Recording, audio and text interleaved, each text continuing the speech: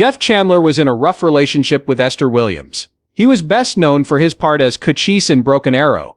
This video tells the story of why he hates her so much, and it is full of scandals and shocking discoveries. That's not all though. There are also surprising facts about Chandler's personal life and problems at work. Before we get into the major rumors and Chandler's love life, we need to look at the events that shaped him as a child. He was born Ara Grossel in Brooklyn, New York, on December 15, 1918. Anna and Philip Grossel had one child. He was their only child. Chandler was raised by his mother after his parents split up when he was a child. Chandler was interested in the arts from a young age, and found comfort in stories and performances. His love for playing grew while he was at Erasmus Hall High School. Some of his classmates would go on to become famous, like Susan Hayward. Chandler wanted to be an actor, but at first he chose a more practical road. Being in the food business, his dad helped him get a job as a cashier. Chandler really wanted to be an actor though, but acting classes were pricey, so he chose a less expensive path and studied industrial art for a year. He made $18 a week as a layout artist for a mail-order catalog during this time. Chandler worked hard to save enough money to take acting classes at the Fagan School of Dramatic Art in New York. He was determined to follow his dream.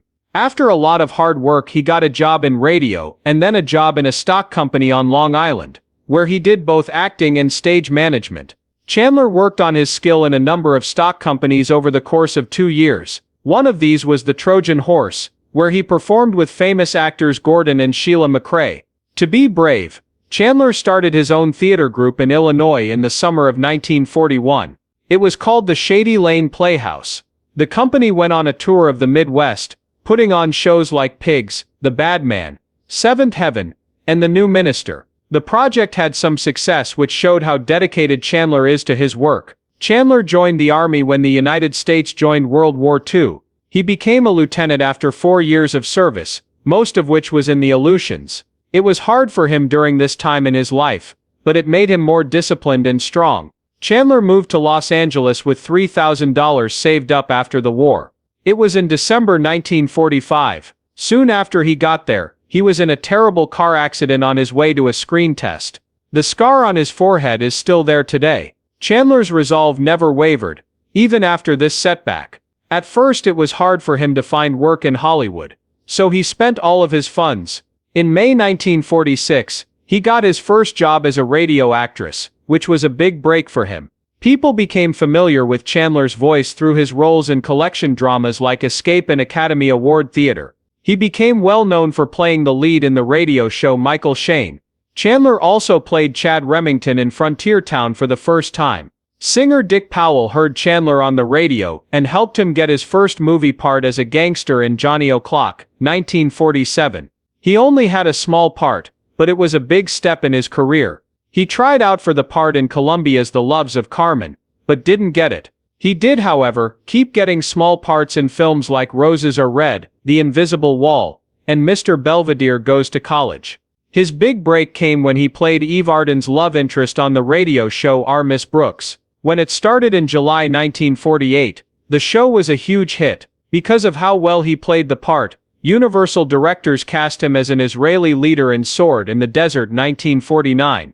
Universal signed him to a 7-year deal because of how well he did his job. Chandler's first movie under this deal was Abandoned, 1949, where he played a supporting part. These events marked the start of his rise to fame in Hollywood. His rough good looks and acting skills made him a crowd favorite and paved the way for his long and successful film career. Jeff Chandler's rise to fame was just as exciting as the parts he played. Writing and directing Delmer Daves was looking for the right person to play Cochise in Broken Arrow at 20th Century Fox in 1950. It was hard to find the right person for the part. Daves needed someone who was both physically intimidating and not well known to add realism. In Sword in the Desert, Chandler played a resistance leader that caught the attention of the studio. In May 1949, he was taken from Universal to play the part. It was a good bet. Broken Arrow was a huge hit, and Chandler was nominated for an Oscar. This made him an even bigger star in Hollywood. As an American Indian,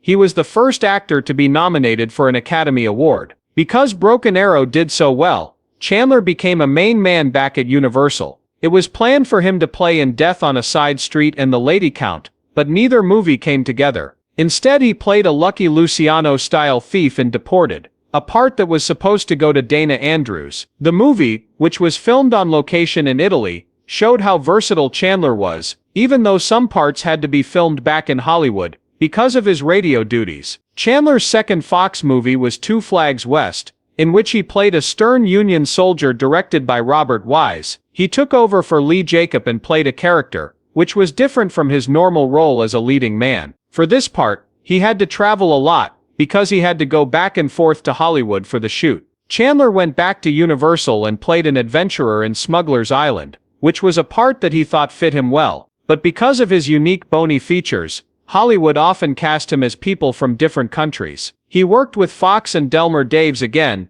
to play a Polynesian chief in the 1951 movie Bird of Paradise. Chandler said the part was a lot like the one he played as Cochise. Around the same time, Chandler played a fighter in Iron Man, 1951, which was a remake of an old Lou Ayres movie. He was supposed to be in The Wild Bunch, but it never came out. He played an Arab chief instead in Flame of Araby, 1951, which starred Maureen O'Hara. Around this time, Chandler started to say that he didn't like acting in films as much as he liked playing on the radio. He thought that actors in radio had to use only their voices to bring parts to life. When it came to movies, the producer, director, and editor were very important. He played Cochise again in another Western for Universal called The Battle at Apache Pass. He then played the lead role in a war movie called Red Ball Express, and a pirate movie called Yankee Buccaneer. He even had a small part in Meet Danny Wilson, and acted with Loretta Young, Because of You, which he later said was his favorite role. Young said Chandler was more of a person than an actress, and praised his charm. By 1952,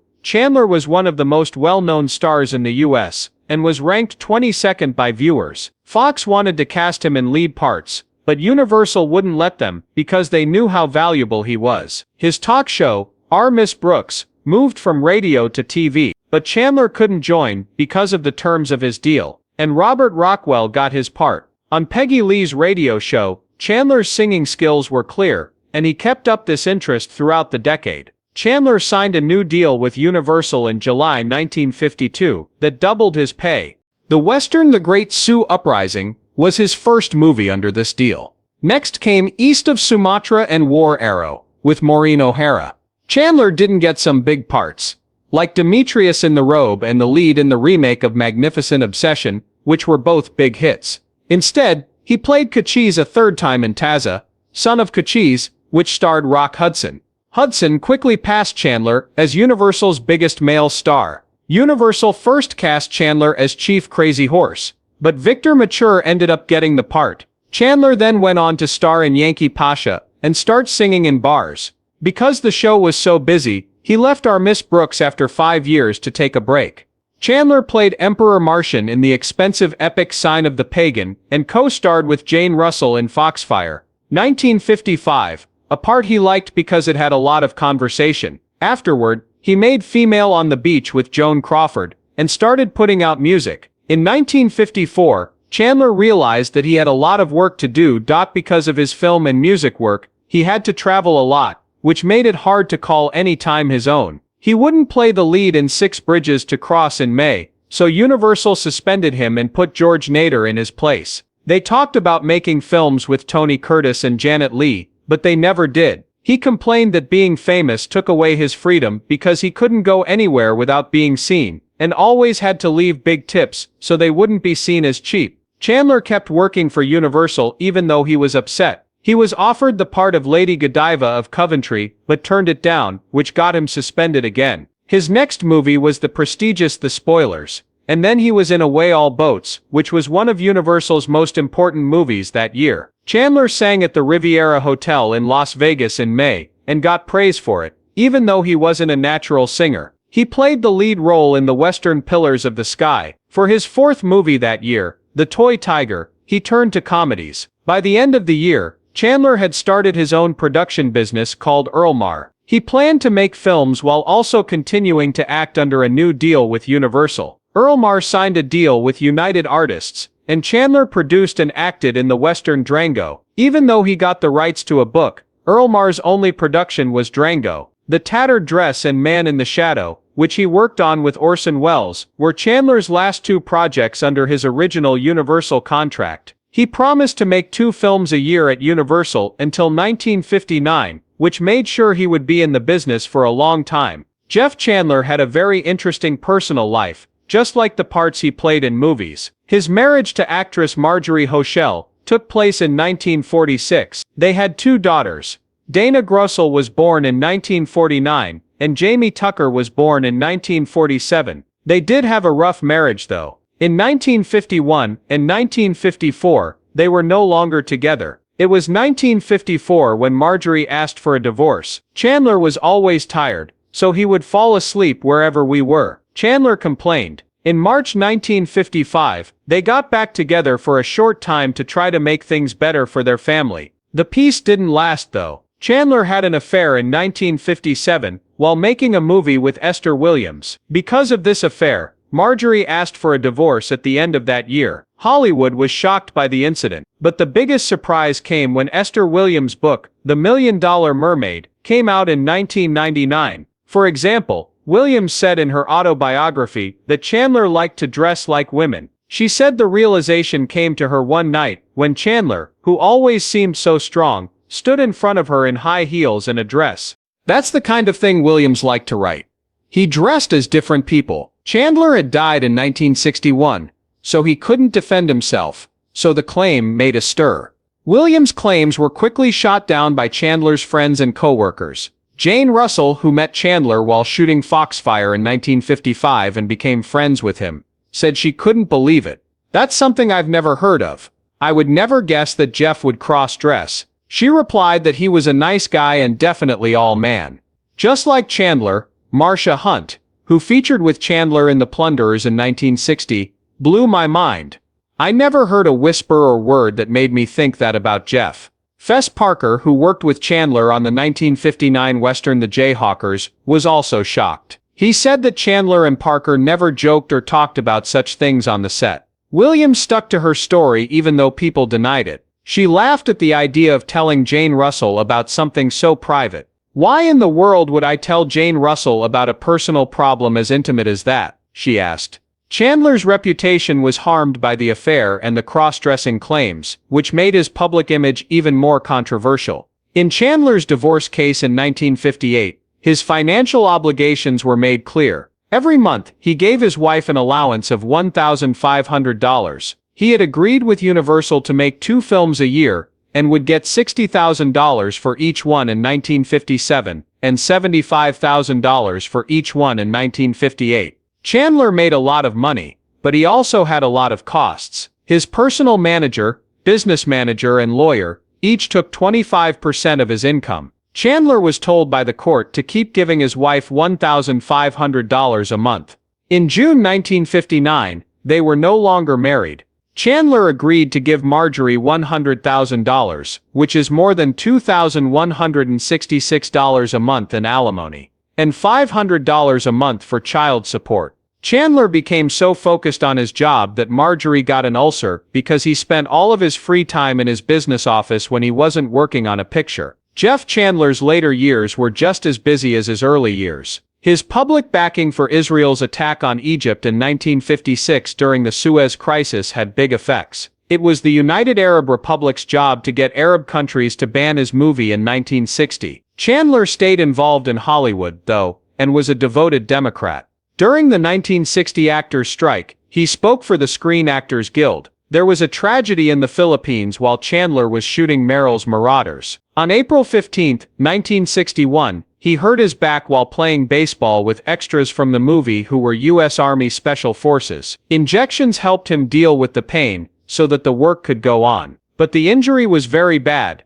and on May 13, 1961, he had surgery in Culver City, California, for a herniated spinal disc. There were major problems with the surgery. Chandler started to bleed because an artery was broken. He got 55 pints of blood during an emergency surgery on May 17 that lasted 7.5 hours. After that, on May 27, there was a third surgery that needed 20 pints of blood. Chandler died on June 17, 1961, from a blood infection that was made worse by asthma. Chandler was seeing the British actress Barbara Shelley at the time of his death. More than 1,500 people, including pallbearers Tony Curtis and Gerald Moore, came to his wake. He was laid to rest at the Culver City Hillside Memorial Park Cemetery. An review into Chandler's death found that it was caused by bad medical care. The hospital and doctors were sued by his children for $1.5 million, but they settled for $233,258. As part of the deal, both the hospital and the doctors said they were not at fault.